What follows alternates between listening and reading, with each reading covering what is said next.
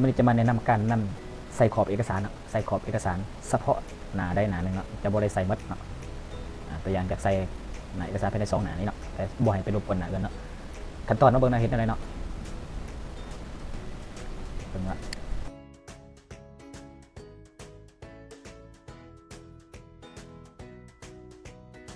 ขั้นตอนในเบื้องต้นเนี่ยเฮาไปที่เมนูคำสั่งดีไซน์เนาะดีไซน์นะแล้วก็ไปที่เพจ border แล้วจากนั้นไปที่ border and shading เนาะแล้วก็ไปตั้งค่าแล้วไปเลือกสไตล์ไปเลือกสีไปเลือกกันนะรูปแบบของขอบเนาะว่าเขาสิใส่อะไรเนาะหลังจากนั้นยังกับปรับค่าให้มันอยู่ในไปทั้งเบิดเอกสารบ่แล้วก็เลือกว่าให้เฉพาะตัวใดตัวหนึ่งที่เขากำหนดด้วยว่าเฉพาะหน้าในด้านหนึ่งหลังจากนั้นเขากดโอเคเนาะคืออยู่ในส่วนนี้เนาะจะใส่แต่เฉพาะ2 หน้าเนาะ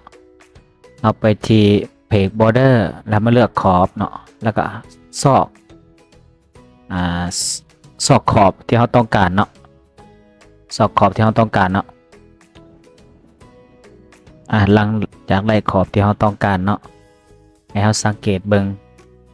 ว่าเอกสารเขาเต็มขอบหรือบ่เนาะให้เขาไปปรับเติมในการปรับ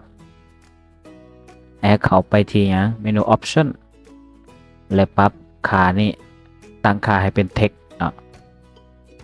หลังจากนั้นกดโอเคเนาะให้เขากดโอเค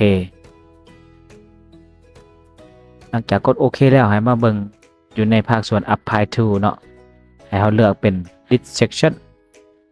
ถ้าเขาเลือกเป็น full document นะมันจะไปเบิดทุกหน้าเนาะดังนั้นให้เราเลือกเป็น list section เฉพาะ section 1เห็นบ่ section 1เนาะถ้ามี section 1อยู่3 หน้ามันก็จะใส่ขอบเอกสารให้3 หน้าหลังจากนั้นกดโอเคเนาะก็เป็นทีเรียบร้อยแล้วในการใส่ขอบเอกสารเฉพาะหน้าได้หน้าหนึ่งเนาะ